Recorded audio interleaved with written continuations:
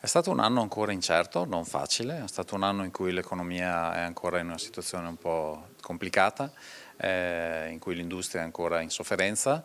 Abbiamo visto molte crisi aziendali, molte difficoltà, però è un anno in cui abbiamo visto anche l'inversione di tendenza, quindi il calo della produzione industriale che durava ormai da gennaio 2023 verso metà di quest'anno si è interrotto, quindi con il terzo trimestre del 2025 abbiamo visto il primo incremento della produzione industriale sul periodo precedente, quindi questo è un segno sicuramente positivo. Un segnale debole ma positivo, un cambio di tendenza che fa ben sperare i piccoli e medi imprenditori di Confapi. Il 2025 ha visto ancora incertezza con venti di guerra che soffiano sempre più forti.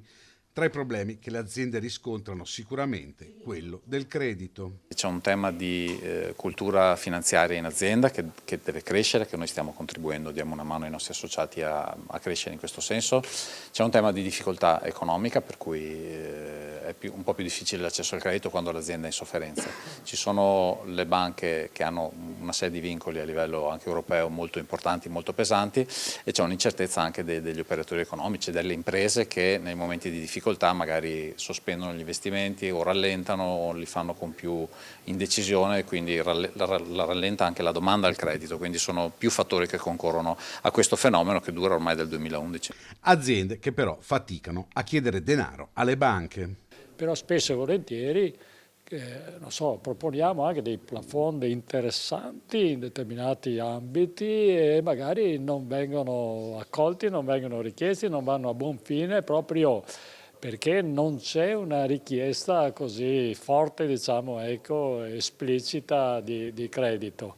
È ovvio che poi chi chiede credito deve avere anche il merito creditizio, deve avere i requisiti per poter accedere al credito. Le prospettive per il 2026 sono comunque buone.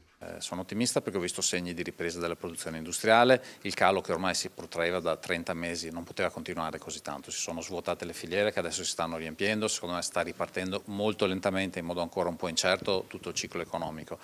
Arrivasse alla fine della guerra in Ucraina io credo che ci sarebbe un momento di slancio straordinario sia a livello europeo ma anche mondiale. Confapi intanto ha presentato la nuova sinergia con Usarci Ara, l'associazione di categoria degli agenti di commercio. Beneficia ai nostri iscritti, gli agenti di commercio, perché ci permetterà di fare squadra, fare sistema con gli amici di Confapi, così da poter proporre dei servizi più aggiornati, più all'avanguardia, perché gli agenti di commercio sono ditte individuali